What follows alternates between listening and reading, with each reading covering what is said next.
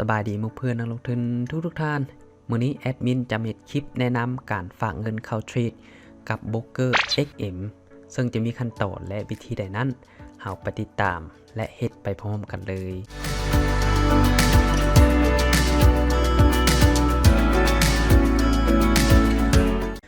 ก่อนชมคลิปวิดีโออย่าลืมกดไลค์กดติดตามและแชร์วิดีโอนี้ให้กับหมู่เพื่อนของท่านที่สนใจในการเทรดหุ้นเทรดทองคำ Forex และตลาดฟิวเจอร์ต่างๆดังที่เฮาฮู้แล้วว่าโบรกเกอร์ XM เมื่อบ่ดนมานี้มันมีการอัปเดตที่สำคัญสำหรับนักลงทุนฝั่งลาวโดยเฉพาะแม่นสามารถฝากถอนได้ถึง7ธนาคารในลาว 1. ธนาคารการค้าต่างประเทศลาวมหาชน 2. ธนาคารส่งเสริมกสิกรรม 3. ธนาคาร JDB 4. ธนาคารพัฒนาลาว 5. ธนาคารอินโดจีน 6. ธนาคารลาวเวียดและ 7. ธนาคาร BIC ลาวจำกัดเนาะตัวนี้เนาะซึ่งเป็นการเพิ่มความสะดวกสบายให้กับเทรดเดอร์ฝั่งลาวทุกท่านที่ใช้โบรก XM เนาะ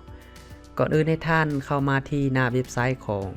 โบรกเกอร์ XM แล้วล็อกอินเข้าเนาะตัวนี้เนาะโอเคเมื่อล็อกอินเข้ามาแล้วเนาะสำหรับมือนี้เนาะแอดมินจะมาฝากโดยรับโบนัส 50% ก็คือส่งสุดแม่น$400เนาะตัวนี้เนาะให้ท่านกดมาที่ฝากเงินได้เลยกดเข้าไปเมื่อกดเข้ามาแล้วเนาะจะเห็นหน้าต่างตัวนี้เนาะจะมีอยู่4ช่องทางหลักๆที่เราสามารถฝากได้ก็1เป็นเครดิตหรือเป็นเดบิตการ์ดเนาะตัวนี้เนาะ2คือเป็นโมบายแบงกิ้ง3 Perfect Money 4เป็น Stick Pay ตัวนี้เนาะเราจะมาเลือกตัวนี้เนาะเป็นโมบายแบงกิ้งตัวนี้เนาะกดเข้าไป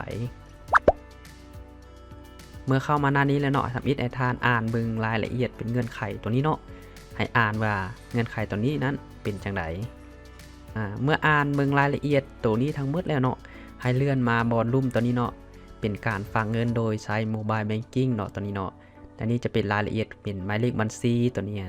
เป็นชื่อและนามสกุลเงินที่เลือกและอัตราแลกเปลี่ยนจะอยู่บนนี้เนาะจะเห็นได้ว่าอัตราแลกเปลี่ยนตัวนี้อยู่ที่ 16,899.75 กีบต่อ$1เนาะสำหรับช่องลุ่มตัวนี้เนาะแม่นเป็นการเลือกเป็นช่องธนาคารตัวนี้หั่นว่าเราจะฝากโดยธนาคารใดตัวนี้เนาะและก็ช่องที่2คือเป็นสกุลเงินจำนวนเงินที่เราจะฝาก3ตัวนี้เนาะแม่นสกุลเงินดอลลาร์ที่เราจะได้รับเนาะตัวนี้เนาะโอเคเรามาเลือกตัวนี้เลยเป็นเลือกธนาคารตัวนี้เนาะและนี่ดังที่แอดมินแจ้งมาแล้วว่าเราสามารถฝากถอนได้ทั้ง7ธนาคารเนาะ1เป็นธนาคารส่งเสริมกสิกรรม2เป็นธนาคาร BIC ลาวเนาะตัวนี้เนาะ3คือเป็นธนาคารการค้าต่างประเทศลาวมหาชน4เป็นธนาคารอินโดจีนเนาะ5แม่นธนาคาร JDB 6แม่นธนาคารพัฒนาลาวและก็7เป็นธนาคารลาวเวียดเนาะตัวนี้เนาะอันนี้แอดมินไซแมนธนาคารการค้าเนาะให้กดเข้าไปเมื่อกดมาแล้วเนาะเห็นหมายติ๊กตัวนี้ขึ้นแสดงว่าโอเคจำนวนเงินในนี้แอดมินจะมาฝาก1ล้านกีบเนาะแต่เงินดอลลาร์อยู่ที่$59.17เนาะฉะนั้นเมื่อกดเห็นว่าถูกต้องแล้วกดหมายติ๊กบนนี้เนาะยอมรับเงื่อนไขกดฝากเงินได้เลยเมื่อฮอดหน้านี้แล้วเนาะทางโบรกจะให้กดสอบอีกครั้งนึงก็คือการฝากเงินโดยโมบายแบงกิ้งนี้หมายเลขบัญชีแมนตัวนี้เนาะและจำนวนเงินแมน1ล้านกีบจำนวนเงินดอลลาร์ที่จะได้รับแมน